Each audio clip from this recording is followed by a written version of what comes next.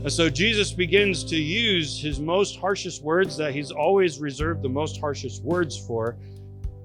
It's the people who follow God who have no idea who God is.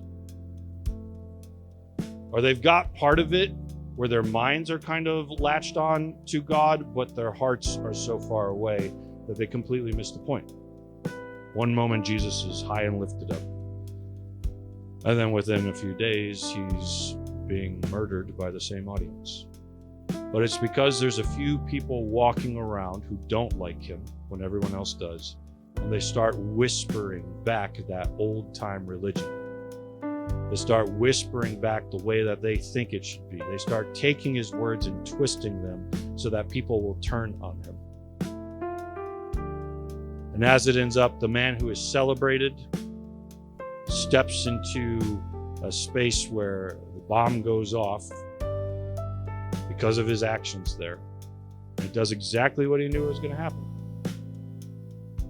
The people who should have known him best, the people that should have recognized the glory of the Lord walking into the temple in flesh, had no idea who he was and were so against him that they decided to kill him. Today we find ourselves in Palm Sunday. I'm going to read it out of Matthew. It's an interesting story. Y'all know my brother John. He wrote the Gospel of John. John likes to mess with chronology. So those of you who are like, gotta have the perfect footnotes, John's not your boy. John's too artistic for what just happened. Too artistic for that. So if you go to Matthew, Mark, and Luke, 75% of your gospel stories are going to talk about Palm Sunday at the end of Jesus' life. But John starts there. John puts Palm Sunday right at the beginning because he wants you to know that the king has arrived from the very get-go of the gospel. He wants you to know that something is shaking and it's messing with the world. That religion, as it has been known, is being disrupted by this Messiah / king / David figure who's coming in as the rightful king in Jerusalem. So depending on which gospel you read, you're going to find Palm Sunday happening in different areas where Jesus shows up to Jerusalem. But we're going to read out of Matthew where he's going to have it at the end. And I'm going to be in Matthew 21:1. Now when they drew near to Jerusalem and came to Bethphage, to the Mount of Olives, then Jesus sent 2 disciples, saying to them, "Go into the village in front of you, and immediately you will find a donkey tied and a colt with her. Untie them, bring them to me. If anyone says anything to you, you shall say, 'The Lord needs them,' and he will send them at once." This took place to fulfill what was spoken by the prophet, saying, "Say to the daughter of Zion, behold, your king is coming to you, humble and mounted on a donkey, on a colt, on a foal of a beast of burden." The disciples went and did as Jesus had directed them. They brought the donkey and the colt and put on them their cloaks, and he sat on them. Most of the crowd spread their cloaks on the road, and others cut branches from the trees and spread them on the road. And the crowds that went before him and that followed him were shouting, "Hosanna to the Son of David. Blessed is he who comes in the name of the Lord. Hosanna in the highest." And when he entered Jerusalem, the whole city was stirred up, saying, "Who is this?"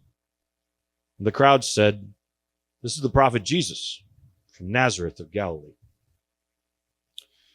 Now, the story doesn't end there, and it is tradition that we tell the next part of the story on Friday and then the next part of the story on Sunday. So this is your week to be left in lots of cliffhangers as the story continues. But Jesus has now just entered the White House of his time. He's not the one who is elected for the position, but he is the one that has been getting people's attention. Jerusalem, or Mount Zion, is known to be the place on earth where God has physically dwelt in the past. He's had a few places on earth where he physically dwelt in the past. The first was the Garden of Eden, where he walked in the cool of the day. The next was a tabernacle where God would come down a pillar of cloud and walk inside and talk with Moses. The next was in the temple where God would send a cloudy presence to invade the temple on the day it was inaugurated and move in. But then there came a moment where God began to prophesy to his people, I'm leaving. Now, God is omnipresent. We know he's everywhere. But we're used in the Bible to him being in some very specific physical locations on the earth. And the reason why God was leaving is because at this point in Israel's life, they had become the villains. They used to be slaves that God pulled out of slavery and brought to the top and blessed. But they took all their blessings and they squandered it. And they began to hurt the people around them. It got so bad that eventually God looks at the people who used to be the villains in the Bible, and he begins to tell Israel, like, you guys are so much worse than them. There is so much blood on your hands. You filled the world with blood. And God will not have any more of it. So long as he is living on Mount Zion or Jerusalem, same thing, with them, he is protecting them. And that's beginning to teach the world that God is like this villainous Israel at the time. And God doesn't want to be associated with that. And so he leaves the temple. His protection leaves with it. And then the next time that somebody comes to invade, God is not there to stop the invasion. They're then taken captivity by Babylon, which is then turned over, I think, to Assyria. And finally, Rome becomes the superpower. Rome becomes a superpower. They now have brought Israel under them. And now they're just trying to kind of appease all the different cultures that Rome has begun to force into their empire. And so they built this new temple back in Jerusalem, back on Mount Zion, this place where the Jewish culture had all of its religious empire going. But it's also the place where we're really like the political empire of the Jews is going. Because in the ancient world, there's no separation of church and state. In the ancient world, church and state are the same thing. And so here's the temple. Here's the White House. This is the place where God is supposed to be, but he's not there. We don't have any story of a cloudy presence entering until we get to Palm Sunday, when the cloudy presence shows up in the form of Jesus. The king has once again returned to the temple, and people have caught on to him. But he's doing things very different. He didn't pull up to the White House in a limousine. He came in a station wagon. He shows up on a donkey. He didn't organize a great inaugural parade, but the crowd is kind of swept up in the energy of it, and they start to organize it for him. There's a lot of crowds that go sideways where you can almost like picture as though demons are running around whispering in their ears, amping them up. This is maybe the one parade where it's almost like angels are running around whispering in people's ears, amping them up. Because people begin to sing the praises of God. Don't know why he's on a donkey, but he deserves better, so let's give him better. Don't let his feet touch the ground. Lay down your coats. Lay down palm branches. Let's lift him up. We've heard great stories of him. He's been healing people, the kinds of things that prophets in the Old Testament did under the influence of the Holy Spirit. He's done all those things and more. We've been waiting for a Messiah, and there's been lots of Messiahs who have rose up, and every one of them has failed, showing us that they weren't the real one. But this guy has the Holy Spirit. Those other Messiahs didn't. This guy's the guy. This is the guy we've been waiting for. And so as he approaches this space where all of the Jewish political and ritual and religious world is centered, he continues to mess with people's heads. He walks into the White House and immediately starts flipping tables. And he begins to proclaim some judgments. But he's not stereotyping the outsiders. If anything, he's welcoming the outsiders in. He's saying this is supposed to be a place for all the nations. And he begins to critique them. Yeah, you've made it a den of thieves and robbers. You've made this a place of trade. Do you not understand what this place is supposed to represent? Have you completely missed the heart of God? And so Jesus begins to use his most harshest words that he's always reserved the most harshest words for. It's the people who follow God who have no idea who God is. Or they've got part of it where their minds are kind of latched on to God, but their hearts are so far away that they completely miss the point. Religion isn't inherently evil. Tradition, ritual is not inherently evil. Though C.S. Lewis said, of all bad men, religious men are the worst. Because religion has a way to turn us into bad people.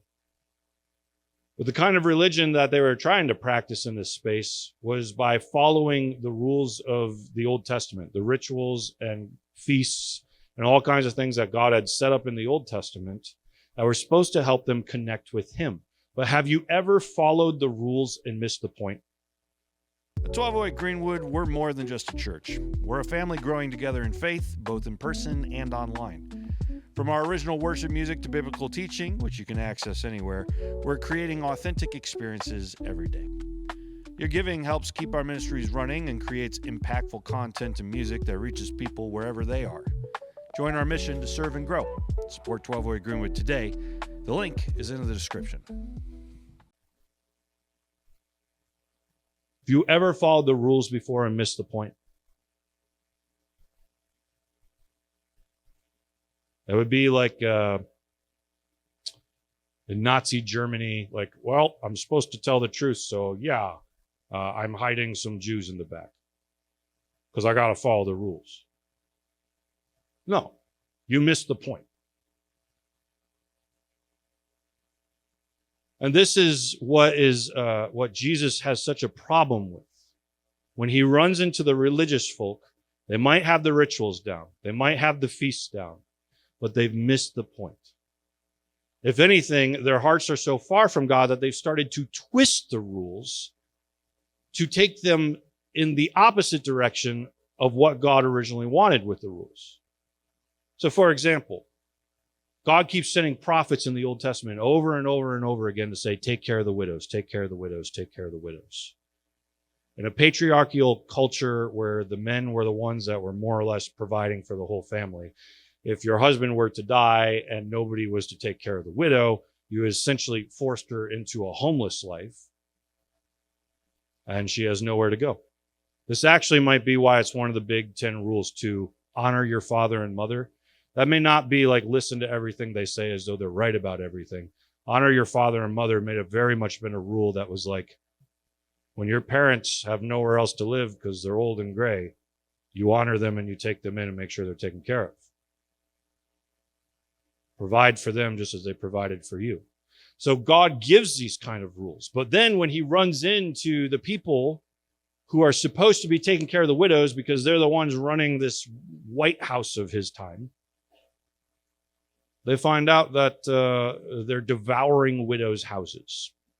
We don't really know what Jesus means by that, but at the same time, we can feel what the sense of it is. So we've all heard stories or watched movies where the lawyer defends the person who clearly should be in jail, but he gets them out of jail, right?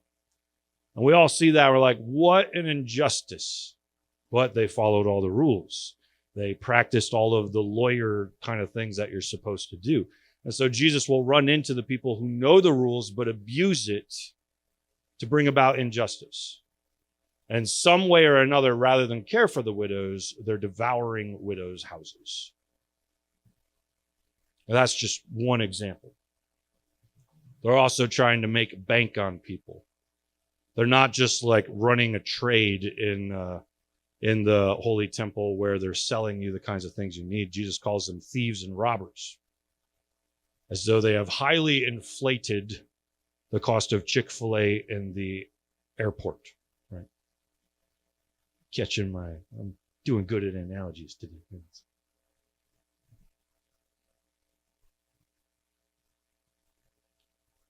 Jesus recognizes that these people who are supposed to be following God have gotten so caught up in power, gotten so caught up in money,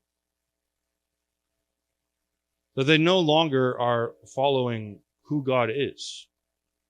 They've tried to make their minds focused on him, but they've missed the point entirely. And we do that. In college, I tried to make a list of all the rules, all the rituals, all the things that would draw me closer to God. I was like, starting today, I will finally be a good Christian. I will read my Bible once a week. I will, not once a week. It was an overachieving list. I will read my Bible 3 times a day, morning, noon, and before I go to bed. And I will read this many chapters of a different book. And I will pray for this long, and so on and so forth. And I had it all set.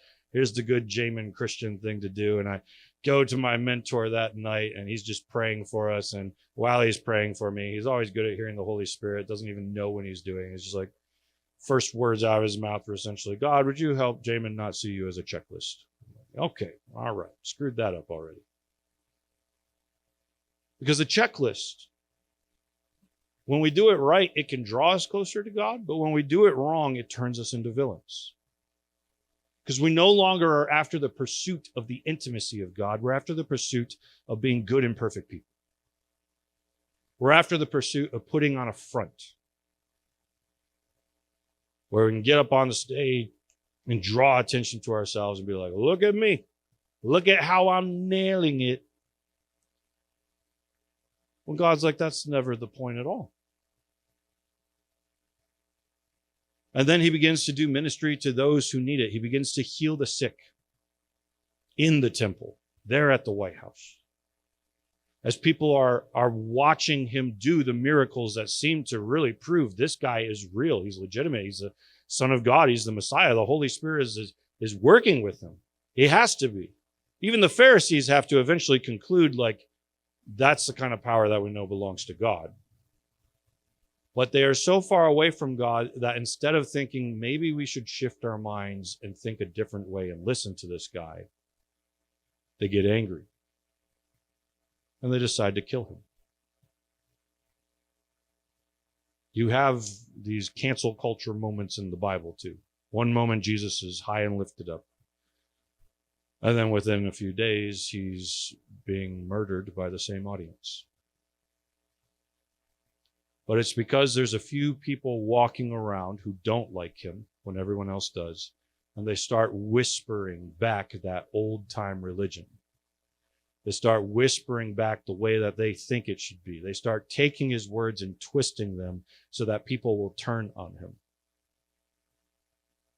And as it ends up, the man who is celebrated steps into a space where the bomb goes off because of his actions there. And it does exactly what he knew was going to happen. The people who should have known him best, the people that should have recognized the glory of the Lord walking into the temple in flesh, had no idea who he was and were so against him that they decided to kill him.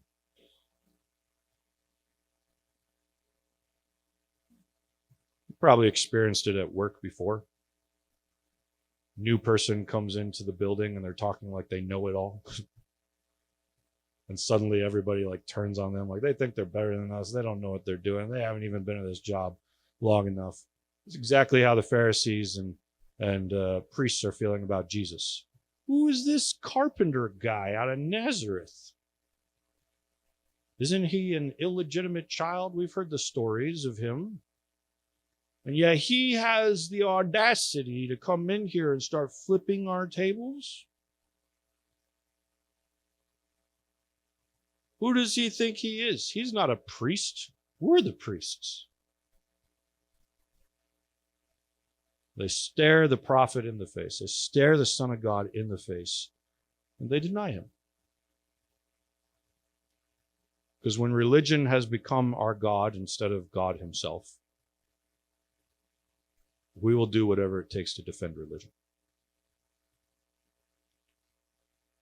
When the politics and the religion and the rituals and the traditions become God itself, we will kill the prophets. as many times as it takes, because instead of worshiping God, we're worshiping the temple. Instead of following God, we're following the rules. Instead of knowing the heart of God, we've come to just look at him in thought. And it's a real sad day for the Pharisees. Because part of the reasons that they followed the rules so hard was because Israel fell so far away from following the rules in the Old Testament that they were like, maybe God will come back if we get it right this time. If he left us because we couldn't follow the rules, maybe he'll come back if we follow them right. And so they tried so hard. But again, missed the whole point. So what does it mean for us to call Jesus King?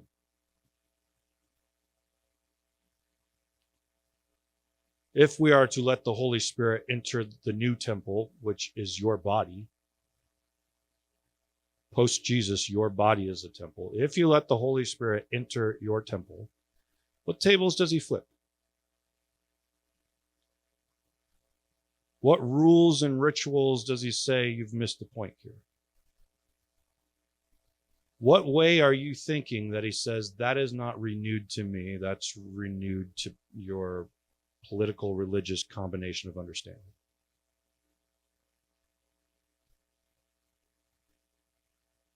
Because we will religify anything and everything. Pastors know this well. When you start a new pastoral job at any church, there are things that you need to take down because they do not match the kind of gospel that you are trying to preach.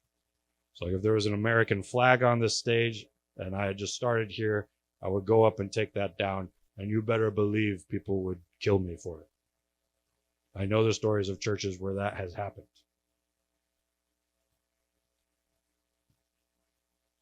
Because it's become an idol. It's become the rule and ritual that we worship instead of Jesus himself. So often why Jesus even had to call out his own people. Half the rules and rituals that you guys are following, they're actually man-made rules. They're not even in the scriptures. Jesus would call them out on this. Like, Jesus, why don't you wash your hands? He's like, that's not in the scriptures. You tell that to your parents next time that they tell you wash your hands. Jesus is like, wash my hands.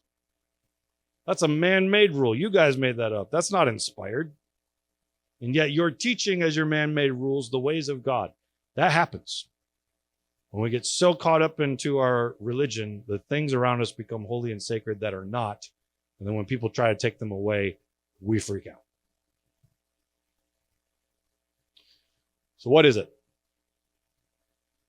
As the band comes up to close us out in a song, just pause and take one moment. Close your eyes and just ask the Holy Spirit, where is it that I'm missing the boat? Where is it where my heart, my mind, my soul are misaligned with you? Greenwood. Well, boy, Greenwood.